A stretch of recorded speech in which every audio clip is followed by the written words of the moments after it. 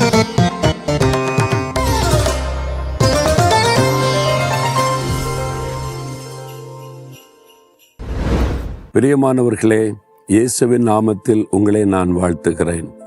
Christmas நாட்கள் நெருங்கி கொண்டிருக்கிறது.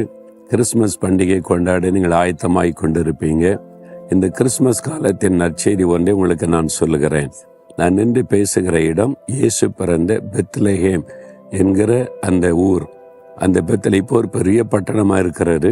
2000 வருஷத்துக்கு முன்னால் ஒரு சின்ன ஊராக இருந்திருக்கும். அந்த ஊரில் நின்று கொண்டு தான் உங்களோடு பேசுகிறேன். அந்த ஊர்ல வயல்வெளியில மேய்ப்பர்கள் ஆடுகளை காத்து கொண்டிருந்த சமயம் தேவதூதன் தோன்றி இயேசுவின் பிறப்பை முதலாவது அறிவித்தான் என்பதெல்லாம் உங்களுக்கு தெரியும்ல.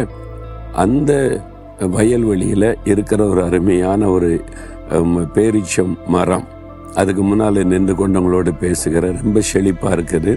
இந்த பகுதி நல்ல ஒரு செழிப்பான ஆசீர்வாதமான பகுதியா இருக்கிறதை பார்க்க முடியும். என்னால் இது அப்பத்தின் வீடு. பெத்லகேம்னா அப்பத்தின் வீடுன்னு அர்த்தம். செழிப்பான ஒரு இடம். தாவீது பிறந்து வளர்ந்த ஊர் இதுதான். ரூத்து நகோமி உடைய சொந்த ஊர், அதனுடைய மருமகளா ரூத்து வாழ்ந்த ஒரு இடம் இதுதான். அப்போ இந்த இடத்துலேருந்து உங்களோடு பேசுறது எனக்கு ரொம்ப சந்தோஷம். எனக்கு என்ன செய்தி ஆண்டவர் வச்சிருக்கிறார் அப்படின்னு நினைக்கிறீங்களா? உங்களுக்கு ஒரு அதிசயம் தேவையா இருக்குது. இன்னைக்கு ஒரு காரியத்தில் அதிசயம் நடந்ததாங்க உண்டு அப்படின்ற நிலைமையில இருக்கீங்களா? குடும்பத்தில், பிஸ்னஸில், வேலையில், ஊழியத்தில், பிள்ளைகள் காரியத்தில் ஒன்று சரி ஏதாவது ஒரு அதிசயம் நடந்தாதான் உண்டு, ஆண்டவர் அதிசயம் செய்தாதான் அப்படின்னு நினைக்கிறீங்களா? உங்களுக்கு தான் அந்த செய்தி. நீங்கள் ஏசாயா 9:6 இயேசுவின் பிறப்பை குறித்த தீர்க்க தரிசனம் சொல்லும்போது, நமக்கு ஒரு பாலகன் பிறந்தார், நமக்கு ஒரு குமாரன் கொடுக்கப்பட்டார், கர்த்தருத்துவம் அவர் தோளின் மேல் இருக்கும், அவர் நாமம் அதிசயமானவர். இயேசுக்கு நிறைய பெயர் கொடுக்கப்பட்டது. அதில் ஒரு பெயர் அதிசயமானவர். இன்னைக்கு அதிசயமான இயேசு தான் உங்களோடு பேசுகிறார்.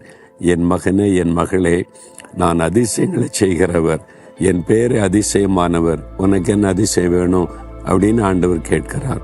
ஒரு அதிசயம் நடந்தாதாங்க உண்டு அப்படின்னு சொல்றீங்கல்ல, அந்த அதிசயத்தை இயேசு உங்களுக்கு செய்வார்.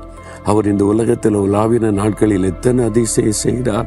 தண்ணீரை திராட்சரசமாய் மாற்றுகிறார், மரித்தோரை உயிரோடு எழுப்புகிறார், குருடர்களுக்கு பார்வை கொடுக்கிறார், சப்பானிகளை நடக்க வைக்கிறார்.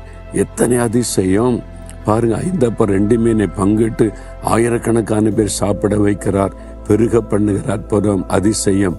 அவருடைய ஒவ்வொரு காரியமும் அதிசயம்தான். உங்களுக்கு செய்ய மாட்டாரா?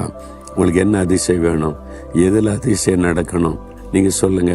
அந்த அதிசயத்தை இன்றைக்கு இயேசு உங்களுக்கு செய்வார். இன்றைக்கு செய்வார், இப்போ செய்வார்.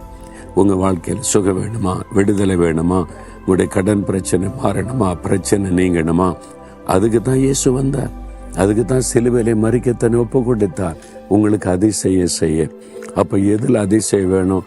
அதை கண்முன்னால நிறுத்துங்க, இருதயத்தில் கை வைங்க. இயேசுவே, நீர் அதிசயமானவர் என்பதை விசுவாசிக்கிறேன். நீர் அதிசயங்களை செய்கிற தேவன் என்பதை விசுவாசிக்கிறேன். எனக்கு இன்றைக்கு இந்த காரியத்தில் ஒரு அதிசயம் வேணும்.